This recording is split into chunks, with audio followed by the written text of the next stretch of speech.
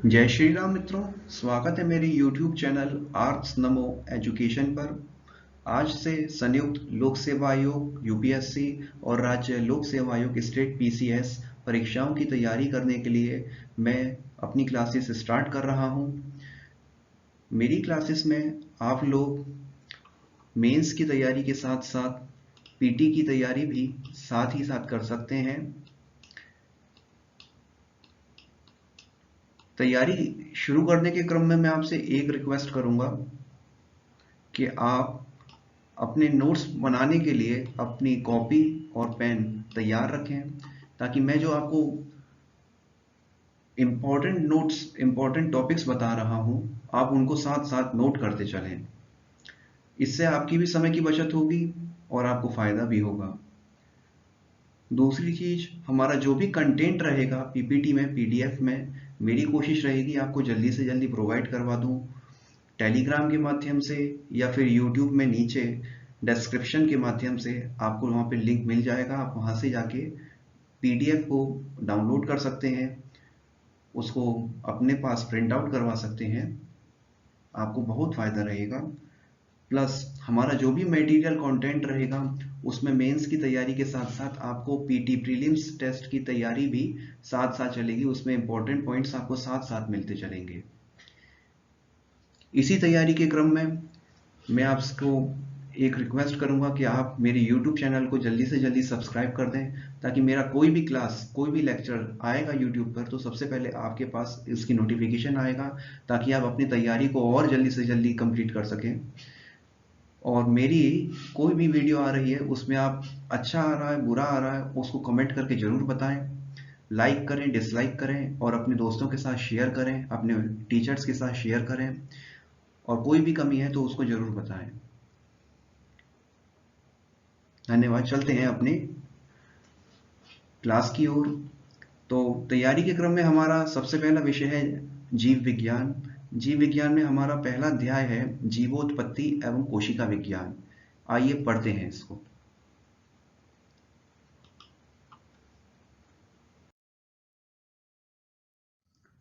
तो आपने एक पहेली अवश्य सुनी होगी कि इस दुनिया में अंडा पहले आया या मुर्गी पहले आई। इस अंडे और मुर्गी की पहेली को तो हम बाद में सुलझा लेंगे, लेकिन उससे पहले हमारे लिए जानना यह महत्वपूर्ण है कि इस दुनिया की या इस ब्रह्मांड की उत्पत्ति किस प्रकार हुई। इसकी उत्पत्ति की परिकल्पना के लिए हमारे पास एक सिद्धांत है जिसे हम कहते हैं महाविस्फोट सिद्धांत, बिग बैंग थ्योरी। इस बिग बैंग थ्योरी के अनुसार आज से लगभग 15 अरब वर्ष पूर्व एक महाविस्फोट होता है जिससे ब्रह्मांड की उत्पत्ति होती है। इस महाविस्फोट के लगभग 10.5 करोड़ अरब वर्ष पश्चात और आज से 460 करोड़ साल पहले सौरमंडल का विकास होता है, जिसमें हमारे ग्रहों का और उपग्रहों का निर्माण प्रारंभ होता है। इस प्रकार हमारी पृथ्वी की उत्पत्ति भी आज से लगभग 460 करोड़ वर्ष पहले एक गैसीय पिंड के रूप में होती है। यानी कि आज से 460 करोड़ वर्ष पहले हमारी पृथ्वी एक छोटे से गुरुत्वाकर्षण बल के कारण बहुत सारी गैसों को अपनी ओर खींचे हुई थी, जो एक गैसीय पिंड के रूप में था। इसके पश्चात लगभग 60 करोड़ साल पहले इस गैसीय पिंड के ऊपर एक भूपटल का निर्माण होता है। यानी कि आज से लगभग 60 करोड़ वर्ष पहले इसके ऊपर एक क्रस्ट का निर्माण होता है, एक ठोस जमीन का निर्माण होता है। इस भूपटल के निर्माण काल को आज हम अजीवीय काल या कहिए कि अजोइक इरा कहते हैं। भूपटल की स्थापना से लेकर आज तक के पृथ्वी के इतिहास को जीवीय महाकल्प कहा जाता है या ज़ोइक इरा कहा जाता है। इस जीवीय महाकल्प के एक छोटे से पीरियड आर्कियोजोइक महाकल्प में, अर्थात आज से 380 करोड़ वर्ष पूर्व आदि सागर में जीवन की उत्पत्ति सबसे पहले होने की कल्पना की गई है। आइए जानते हैं कैसे।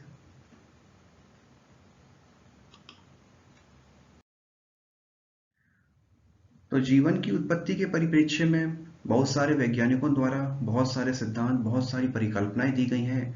लेकिन उसमें से सबसे ज़्यादा आधुनिक और सबसे ज़्यादा मान्य परिकल्पना अगर किसी ने दी है तो वो है श्री AI ओपेरिन जी, जिन्होंने अपनी परिकल्पना के बारे में, अपने सिद्धांत के बारे में अपनी पुस्तक दी ओरिजिन ऑफ लाइफ में बताया है। और इस परिकल्पना का नाम भौतिकवाद या पदार्थवाद है। जानते हैं क्या है ये? इस परिकल्पना के अनुसार जीवन की उत्पत्ति कार्बनिक पदार्थों से हुई, यानी कि पृथ्वी के स्टार्टिंग में जो पदार्थ थे कार्बनिक पदार्थ, उनके रासायनिक उद्विकास के फलस्वरूप जीवन का विकास हुआ है। तो AI ओपेरिन जी के अनुसार पृथ्वी का विकास अंतरिक्ष के एक ज्वलनशील और घूर्णनशील गैसीय गोले से हुआ है।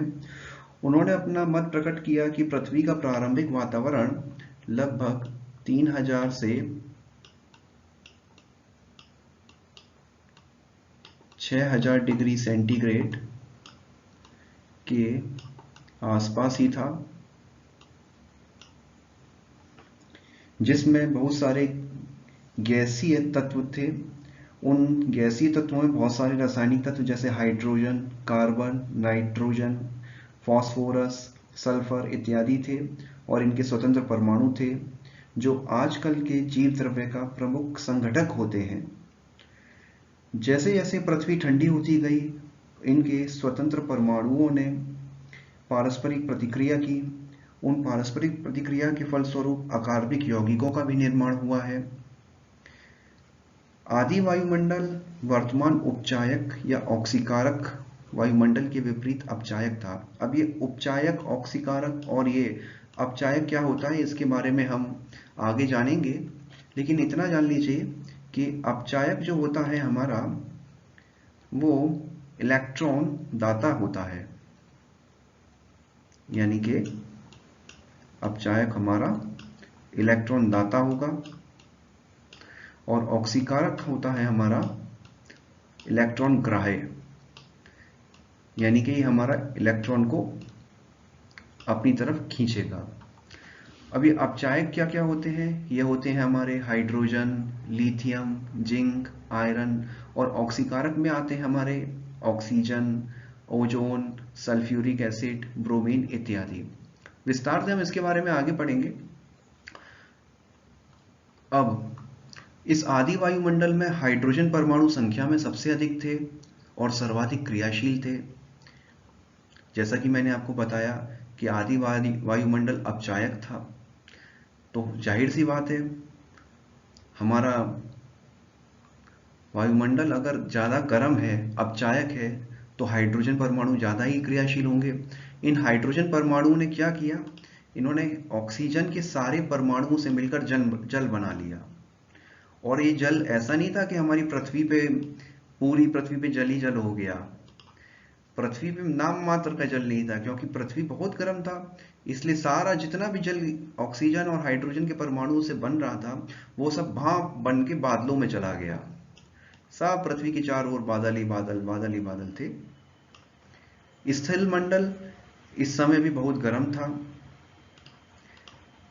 और सारा जल वाष्प के रूप में वायुमंडल में ही रहा।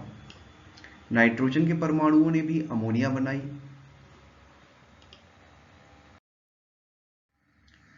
धीरे धीरे तापमान कम होने पर अणुओं ने पारस्परिक आकर्षण और प्रतिक्रिया के फलस्वरूप कार्बनिक यौगिकों का निर्माण करना प्रारंभ किया। अब यहाँ से मित्रों हमारा कार्बनिक यौगिकों का निर्माण प्रारंभ होता है। और ये कार्बनिक यौगिक क्या क्या हैं? अमीनो एसिड, वसीय अम्ल, हमारी वसाएं, प्यूरिन्स, मीथेन, शुगर आदि। इन सभी रासायनिक प्रतिक्रियाओं के लिए हमारी एक ऊर्जा की आवश्यकता होती है, जैसा कि आप लोग जानते हैं। ये ऊर्जा हमें प्राप्त हुई उस समय कॉस्मिक किरणों से और अल्ट्रावायलेट किरणों से। इन्हीं सब कार्बनिक यौगिकों के निर्माण के फलस्वरूप जीवन की उत्पत्ति संभव हो पाई है, क्योंकि वर्तमान जीव द्रव्य के निर्माण में इन्हीं घटकों की आवश्यकता होती है। कौन से घटक? ये अमीनो एसिड, वसीय अम्ल, प्यूरिन्स, मीथेन और शुगर। ओके मित्रों, अब आगे चलते हैं।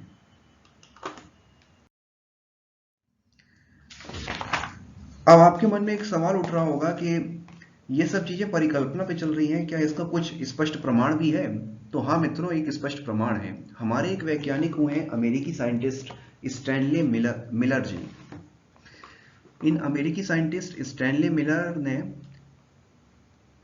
अपना एक एक्सपेरिमेंट करा 1955 में। इन्होंने एक विशेष वातावरण में अमोनिया, मीथेन, हाइड्रोजन, जलवाष्प के गैसीय मिश्रण लिए और उसमें विद्युत धारा को प्रवाहित किया। यानी कि इस तरह का एक चैम्बर बनाया, उसमें ये सारी चीजें मीथेन, हाइड्रोजन, जलवाष्प, अमोनिया, इन सब की गैसीय मिश्रण को डाल दिया और उसमें इधर से इधर से आपका विद्युत धारा का प्रवाह किया। इस वैद्युत धारा के प्रवाह के फलस्वरूप इन्होंने क्या पाया कि यहाँ पर एक लाल रंग का द्रव्य टाइप पदार्थ प्राप्त हुआ इन्हें। इस द्रव्य पदार्थ का एनालिसिस करने पर हमें पता चला कि ये द्रव्य पदार्थ में वही मटेरियल था जो जिसकी परिकल्पना श्री आई ओपेरिन ने की थी, और वो थी अमीनो अम्ल, सरल शर्करा, कार्बनिक यौगिक इत्यादि। तो इस प्रकार इस परिकल्पना को, जिसे हम आज भौतिकवाद या पदार्थवाद के नाम से जानते हैं, उसका वैज्ञानिक परीक्षण किया गया और उसको सर्वमान्य सिद्ध करके बताया गया।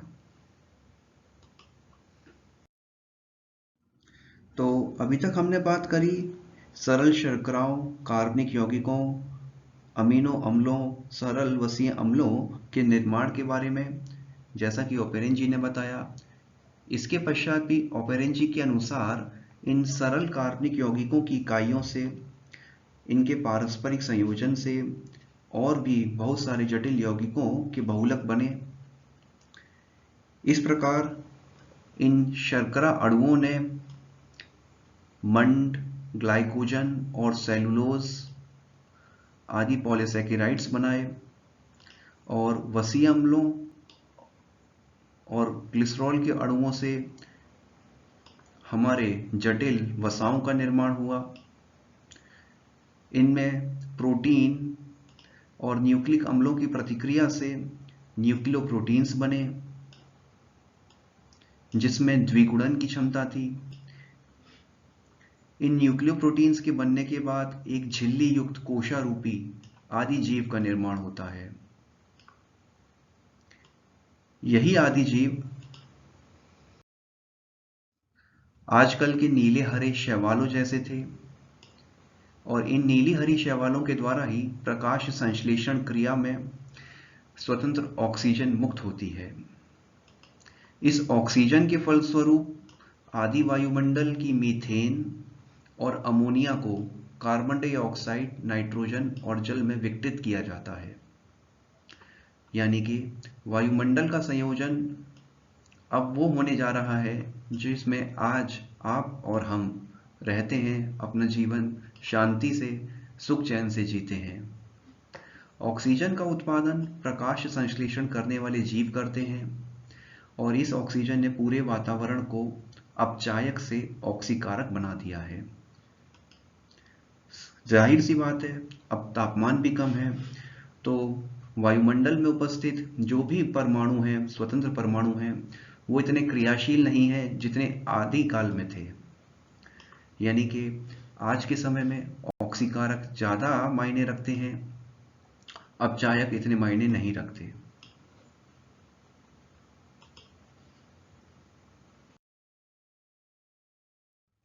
इस पूरे घटनाक्रम को हम ऑक्सीजन क्रांति के नाम से जानते हैं और यह परिकल्पना जीवन का रासायनिक संश्लेषण सिद्धांत के नाम से जानी जाती है। तो कोई भी आपसे अगर प्रश्न पूछता है कि जीवन का रासायनिक संश्लेषण सिद्धांत क्या है, तो यही है एआई ओपेरेंजिन की परिकल्पना, जो उन्होंने बताई भौतिकवाद या पदार्थवाद के नाम से, जिसको हमने अभी यहां पर इस लेक्चर में डिस्कस किया है। तो यहां तक तो बात हुई जीवन की उत्पत्ति की मित्रों। अब बात करते हैं अपने दूसरे टॉपिक पर, जो है जीव विज्ञान। एक छोटा सा इंट्रो ले लेते हैं जीव विज्ञान के बारे में। जैसे कि जीव विज्ञान शब्द का प्रयोग सर्वप्रथम वैज्ञानिक लेमार्क और ट्रेविरेनस ने 1802 में किया था। और ये जीव विज्ञान शब्द दो ग्रीक शब्दों बायोस और लोगोस यानी जीवन और अध्ययन से मिलकर बना है, यानी कि जीवन का अध्ययन। इस जीव विज्ञान की दो शाखाएं बनी मित्रों आगे चल के। जो प्रमुख थी वो थी वनस्पति विज्ञान यानी कि बॉटनी, और दूसरी थी जंतु विज्ञान यानी कि जूलॉजी। इस बॉटनी शब्द की उत्पत्ति होती है ग्रीक भाषा के बास्कीन शब्द से, जिसका अर्थ होता है चरना।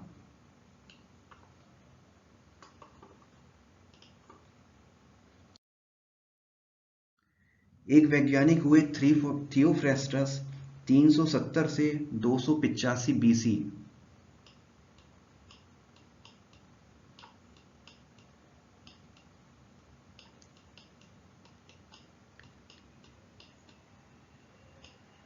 इन्होंने अपनी एक पुस्तक की रचना की, हिस्टोरिया प्लांटेरम।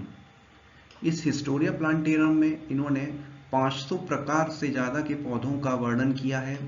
इसमें इन्होंने अपनी पुस्तक में ज़्यादा अच्छे से अध्ययन करते हुए प्रस्तुत किया है हिस्टोरिया प्लांटेरम में।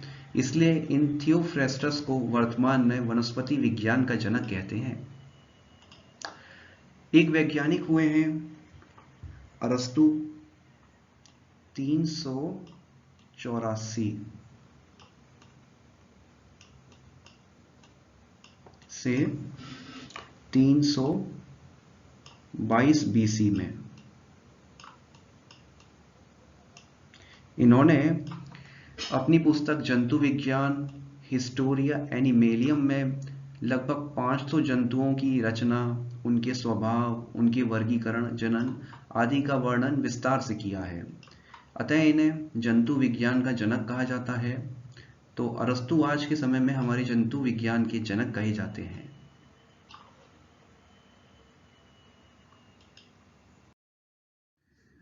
तो अब बात करते हैं हमारी आज की वोकेबलरी की, शब्दकोश की। पिछले कुछ समय से देख रहे हैं कि हमारे हिंदी माध्यम के विद्यार्थी थोड़ा सा अंग्रेजी में थोड़ा सा असहज महसूस कर रहे हैं। तो उनकी उस असहजता को दूर करने के लिए हमारा ये नया सेक्शन शुरू करा गया है। इसमें हम उन कठिन शब्दों को लेंगे जो टॉपिक हमने पढ़ा है आज के आज। उन शब्दों की हम अंग्रेजी में कैसे लिखते हैं, क्या होता है उनका अंग्रेजी अनुवाद, उसको समझेंगे।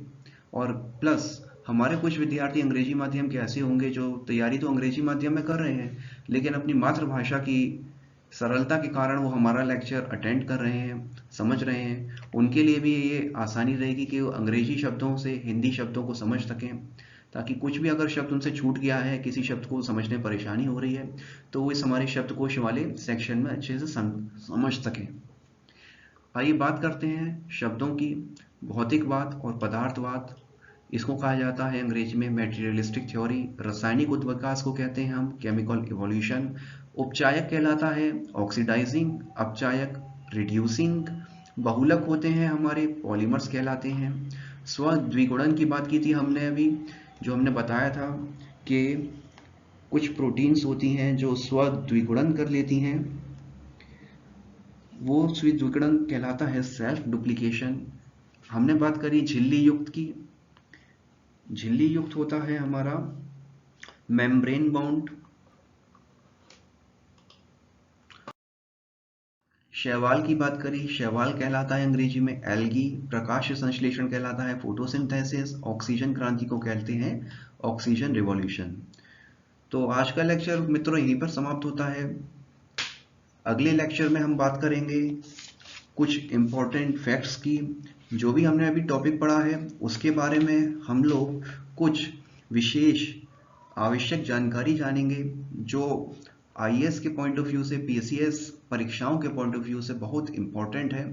तो उम्मीद करता हूं मित्रों आप लोग अगला लेक्चर मिस नहीं करेंगे, अगला लेक्चर को जरूर देखिए। और आज के लेक्चर में जो भी कमी रह गई है उसके बारे में बताइए, जो अच्छा लगा है उसके बारे में बताइए, और ज़्यादा से ज़्यादा कमेंट्स करिए, लाइक्स करिए और शेयर करिए। धन्यवाद। एंजॉय करिए।